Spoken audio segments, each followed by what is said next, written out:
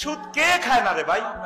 আমার হেডের ভিতরে তো সুদ আছে, আফসারির এই রুমালটাও তো সুদে আছে। এই পৃথিবীতে এই 228টা রাষ্ট্রের ভিতরে ডক্টর ইউনূসের মতো জ্ঞানী একজন রাষ্ট্রপতি তুই আমারে দেখা। আসসালামু আলাইকুম ওয়া রাহমাতুল্লাহি ওয়া বারাকাতুহু।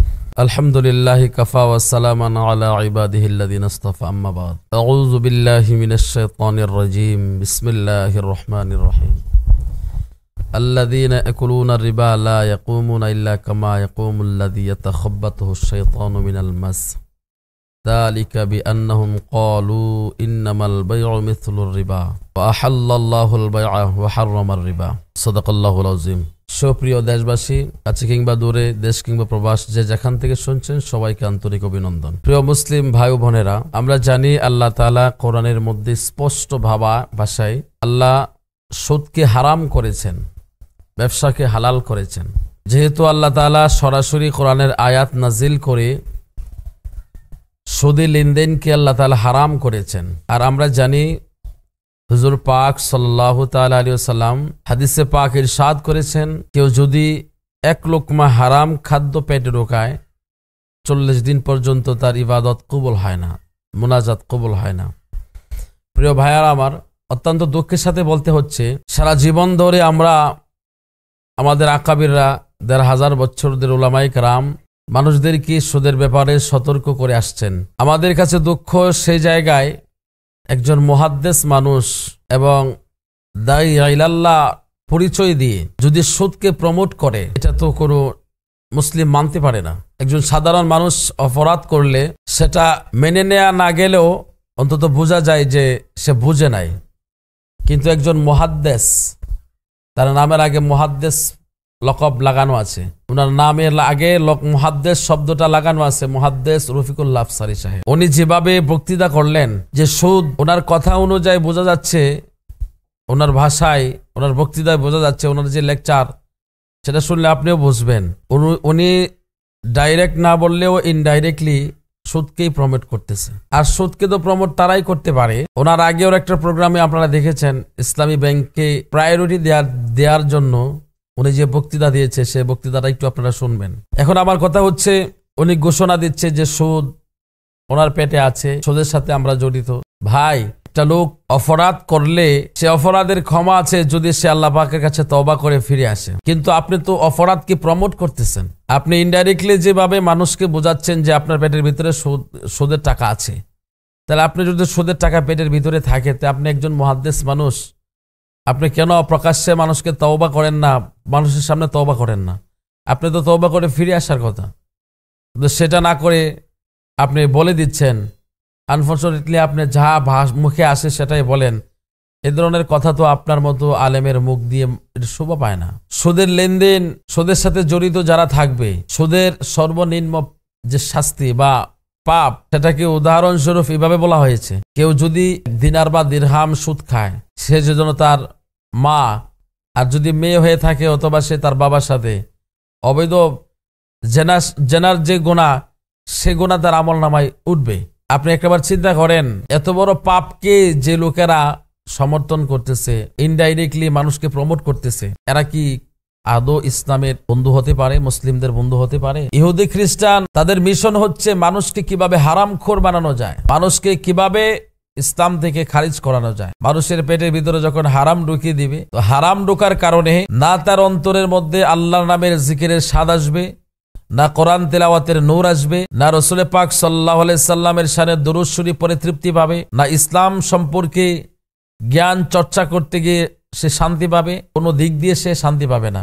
ধীরে ধীরে সে ডিপ্রেশনে পড়বে। ধীরে ধীরে ডিপ্রেশনে পড়লে আস্তে আস্তে করে সে ইসলাম থেকে সুন্দর করে তাকে খারিজ করানো যাবে, বের করে নিয়ে আসা যাবে। এ হচ্ছে ইহুদি খ্রিস্টান যান্ত্রিক সভ্যতার, এ হচ্ছে তাদের মিশন, এ হচ্ছে দাজ্জালের চেলাদের মিশন। কিন্তু আজকে বড় আফসোস লাগে, যদি আমার সমাজের একজন আলেম, একজন মুহাদ্দিস সেই বিষয়গুলো সম্পর্কে মানুষকে সচেতন না করে, সেই সম্পর্কে মানুষকে না বুঝিয়ে সে যদি এগুলোকে প্রমোট করে, এটা কি আদৌ মানা সম্ভব? এই জন্য আমি আমার মুসলিম ভাই বোনদেরকে বলবো, অনুরোধ করে বলবো, ভাই এবং বোনেরা, হারাম থেকে বাঁচুন। যতক্ষণ পর্যন্ত আপনি হারাম খাদ্য থেকে খাদ্য অনুসরণ না করবেন, হালাল রিজিক না খাবেন, ততক্ষণ আপনি ইসলামের স্বাদ পাবেন না, দ্বীনের স্বাদ পাবেন না, ইমানের স্বাদ পাবেন না। ইমান এবং আমলের স্বাদ যদি আপনি পেতে চান তাহলে আপনাকে হারাম ত্যাগ করতে হবে। আপনি কি জানেন হালাল রিজিক তালাশ করা ফরজের উপরে ফরজ। নামাজ যেমন ফরজ, রোজা যেমন ফরজ, হজ যাকাত যেমন ফরজ, হালাল রিজিক তালাশ করা, হালাল খাদ্য খাওয়া ওইটাও ফরজ। কারণ আপনি হারাম খেয়ে ইবাদত করবেন, ইবাদত কবুল হবে না। হারাম খেয়ে আপনি নামাজ পড়বেন, রোজা রাখবেন, এগুলো কবুল হবে না। তো আর আপনাদেরকে আরো সহজ ভাষায় একটা কথা বলি, কেউ যদি সুদ খায়, সুদের যে অপরাধ, এটা কত বড় যে অপরাধ, আমি একটু উদাহরণস্বরূপ আপনাদেরকে বলতে চাই। আল্লাহর ওলি মিরান শাহ তাতারি রহমতুল্লাহ আলাইয়ের নাম আপনারা হয়তো অনেকে শুনছেন বা শোনেন নাই। মিরান শাহ তাতারি রহমতুল্লাহ আলাইয়ের কাছে এক লোক উপস্থিত হয়েছে। হওয়ার পরে তিনি বললেন যে হুজুর, আমি তো একটা মান্নত করেছিলাম, মান্নতটা একটু ডিফারেন্ট ছিল। হুজুরের কাছে মান্নত করার পরে হুজুর বললে যে কি মান্নত করেছো? যে হুজুর আমি এই মান্নত করেছি। যে মান্নতটা ছিল এরকম, এটা আবার অনেক কিতাবের মধ্যে বা অনেক ওলামায়ে কেরাম এভাবে বর্ণনা করেছেন যে ইমাম আজম আবু হানিফা রাহমাতুল্লাহ আলাইহির কাছেও এরকম একটা প্রশ্ন নিয়ে গিয়েছিল। প্রশ্নটা ছিল এমন, এক সহজ সরল মহিলা তিনি নিয়ত করেছে যদি তার সন্তান হয় সে 1 মণ গু খাবে। আবেগের ঠেলায় তো বলে ফেলছে, আল্লাহ তাআলা তাকে সন্তান দিয়ে দিয়েছে। এখন প্রতিবেশী ইমাম সাহেবের কাছে মাসালা জানতে চাইলেন। হুজুর বললেন যে এই মাসালার সমাধান তো আমি দিতে পারবো না, তবে যেহেতু তুমি মান্নত করেছো, মান্নত পুরা করাটা তো তোমার জন্য আবশ্যক। তো উনি ছুটে গেলেন, মিরান শাহ তাতারি রহমতুল্লাহ আলাইহির কাছে ছুটে গেলেন। যাওয়ার পর হুজুর বললেন যে তুমি টেনশন করো না, যেহেতু তুমি মান্নত করেছো এটা তো পূরণ করতে হবে। তুমি কাজ করো, তোমার আশেপাশে কেউ সুদ খায় কিনা এটার খোঁজ খবর নাও।